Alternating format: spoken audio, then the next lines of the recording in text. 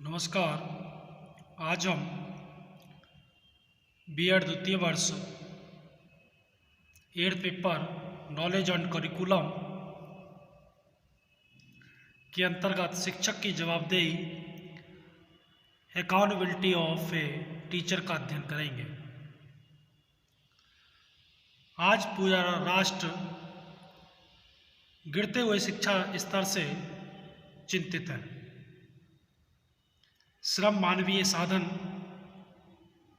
और बजट प्रावधान सभी कुछ होते हुए भी परिणाम प्रशासन या प्रशंसा अनुकूल नहीं है।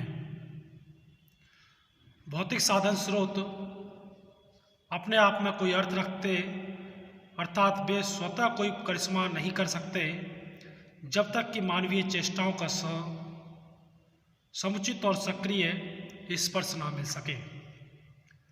मानवीय संसाधनों में अध्यापक, टीचर, प्रशासक, एडमिनिस्ट्रेशन और व्यवस्थापक का यह स्थान है कि आज जो अभिभावक अपने बच्चों की शिक्षा पर अधिक खर्च कर रहे हैं, उन्हें पूरा अधिकार है कि वे ठोस परिणामों की अपेक्षा करें और यदि वांछित परिणाम प्राप्त होते हैं तो जिम्मेदारी निश्चित करें। कुछ लोगों का मत है कि शिक्षा के गिरते हुए स्तर और छात्रों में बढ़ती हुई सफलता के लिए शिक्षक मुख्यतः जिम्मेदार है। वे यह भी तर्क देते हैं कि वांछित परिणाम या रिजल्ट न आने देने वाले शिक्षकों को दोषी करार दिया जाए, उनकी जवाबदेही अकाउंटेबिलिटी तय की जाए और यदि अध्यापक को आवश्यक पड़े तो दंडित भी किया जाए। यह भी सही है कि विद्यालय एक औपचारिक संगठन होता है, फॉर्मल ऑर्गेनाइजेशन है, जहां छात्रों को निश्चित प्रकार के शैक्षिक क्रियाकलाप, एजुकेशनल को करिकुलर एक्टिविटी में शिक्षण और प्रशिक्षण प्रदान किया जाता है। छात्रों में सहयोग, सहनशीलता, एकता, सहानुभूति के पोषण द्वारा उन्हें समुचित रूप से जीवन में रहने की कला, art of living of life का ज्ञान दिया जाता है। इस दिशा में कार्य करने हेतु अध्यापकों और अन्य कर्मचारियों की नियुक्ति भी की जाती है। अतः बंधकों को पूरा अधिकार है कि वे उनके कार्य की समीक्षा करें और यदि कार्य संतोषजनक नहीं है तो उसके लिए किसकी जवाबदेही अकाउंटेबिलिटी बनती है, यह भी बताएं। कार्य की गुणवत्ता बहुत कुछ जवाबदेही पर निर्भर करती है। जवाबदेही के अभाव में शिक्षक कार्य की प्रकृति भी ऐच्छिक होने लगती है। अतः शिक्षकों पर सही जवाबदेही या अकाउंटेबिलिटी डालना आवश्यक है। आज जवाबदेही के प्रश्न पर राष्ट्रव्यापी चिंतन चल रहा है। जवाबदेही का सिद्धांत शिक्षा क्षेत्र से उद्योग क्षेत्र में आया। जो उत्पादोन्मुख होता है, जवाबदेही या अकाउंटेबिलिटी भी उत्पादोन्मुख या प्रोडक्ट अकाउंटेबिलिटी प्रवृत्ति की होती है। शिक्षा के क्षेत्र में सन 1970 से ही जवाबदेही या अकाउंटेबिलिटी का प्रचलन आरंभ हुआ है। विकसित राष्ट्र अमेरिका में कई ऐसे राज्य हैं जहां सरकार और शिक्षक संगठन के बीच जवाबदेही समझौते हो चुके हैं। मूल बात यह है कि जिस अनुपात में शिक्षा में खर्च होता है, उसी अनुपात में रिजल्ट भी प्राप्त होने चाहिए। जवाबदेही के सिद्धांत ने अंतर्राष्ट्रीय रुचि पैदा की है। कई राष्ट्रों में जवाबदेही संबंधी विधेयक पारित किए जा रहे हैं।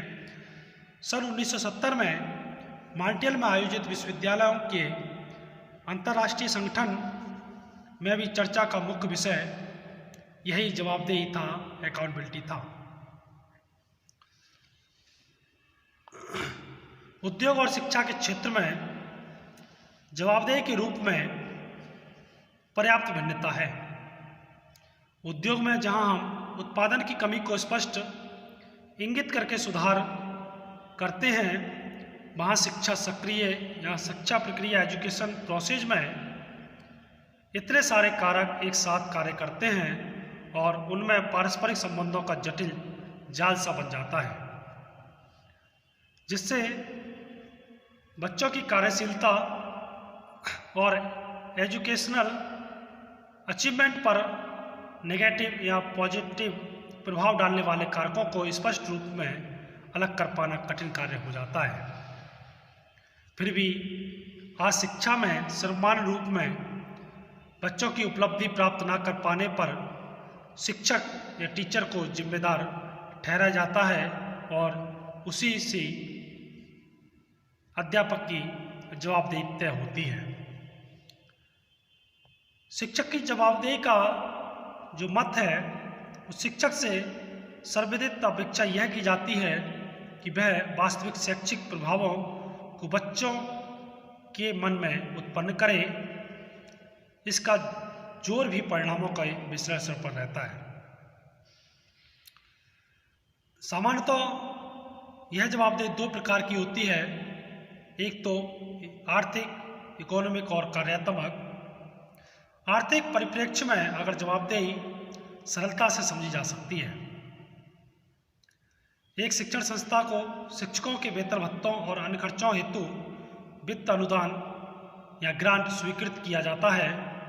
इसकी आय व्यय की एक पूर्ण रिपोर्ट तैयार की जाती है, जिसके हिसाब किताब की जांच विभागीय ऑडिटरों द्वारा संपादित की जाती है और यह अपेक्षा की जाती है कि शिक्षकों को प्रदत्त यह धनराशि अति आवश्यक मदों पर ही व्यय की जाए और इसका स्पष्ट आय व्यय का विवरण बने।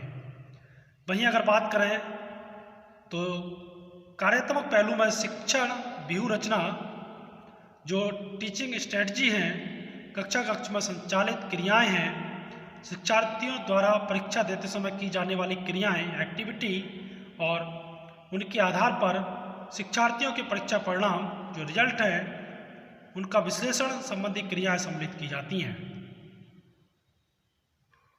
शिक्षार्थियों द्वारा प्राप्त उपलब्धियों की सीमाओं को ध्यान में रखकर विद्यालय मूल्यांकन कार्यक्रम क्रियान्वित किया जाता है। परीक्षा परिणाम छात्रों, अभिभावकों और विद्यालय के अधिकारियों को संप्रेषित किए जाते हैं। इसी के आधार पर शिक्षकों का नौकरियों में स्थायित्व, स्टेबिलिटी, वार्षिक वेतन वृद्धि और प्रोन्नति के मानक तय किए जाते हैं। विभिन्न विद्वानों ने सुझाया है कि अध्यापक की जवाबदेही 3 तरीकों से बनती है। परिणाम या फल की जवाबदेही प्रोडक्ट अकाउंटेबिलिटी, प्रक्रिया की जवाबदेही प्रोसेस अकाउंटेबिलिटी और प्रयोग की जवाबदेही एक्सपेरिमेंटल अकाउंटेबिलिटी। जिसमें अगर हम बात करें प्रोडक्ट अकाउंटेबिलिटी की, तो एक अध्यापक द्वारा अध्यापित शिक्षार्थियों ने अंतिम कार्यकलापों में अभिष्ट स्तर की क्षमता की सीमा तक प्राप्त कर ली है।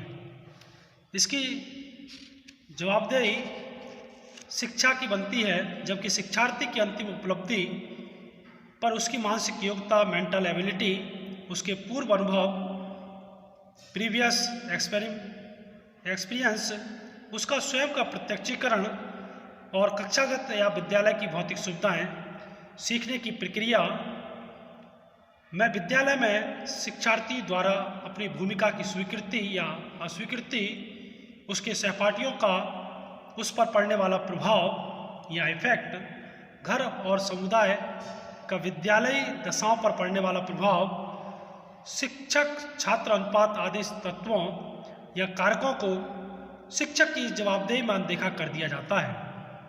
यथार्थ में इन्हें भी सम्मिलित करके जवाबदेही यहाँ की जाती है।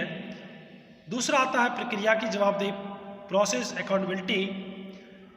इस जवाबदेही में वे कार्यकलाप आते हैं जिन्हें कक्षा कक्ष में अपने कर्तव्यों के सफलतापूर्वक निर्वहन करने के लिए एक अध्यापक द्वारा अपने व्यावसायिक ज्ञान, योग्यता, दक्षता के कौशलों के माध्यम से पूर्ण करने का परिचय दिया जाता है। इसमें अध्यापक की अपने विषय ज्ञान, अपने विद्यार्थियों से संबंधित जानकारी और शिक्षण विधियों या टीचिंग मेथड्स और प्रविधियों टेक्निक्स की जानकारी सम्मिलित की जाती है। इस प्रकार शिक्षण प्रक्रिया टीचिंग प्रोसेस में अध्यापक ने क्या और किस सीमा तक भूमिका निभाई है, इसका मूल्यांकन इवैल्यूएशन किया जाता है। तीसरा आता है प्रयोग की जवाबदेही, एक्सपेरिमेंटल अकाउंटेबिलिटी।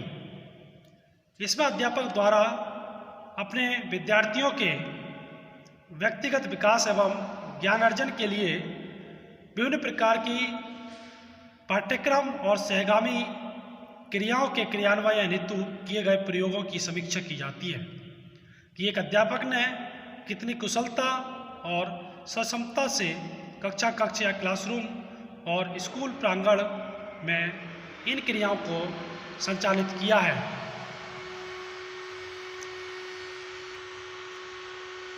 संक्षेप में इस प्रकार के विचारों का सुझाव देकर शिक्षा क्षेत्र की न्यूनताओं और विकारों के संपूर्ण उत्तरदायित्व रेस्पॉन्सिबिलिटी में शिक्षकों की भी सहभागिता अंकित की जा रही है और शिक्षा प्रक्रिया में शिक्षकों की सक्रिय और सघन भूमिका की अपेक्षा की जा रही है।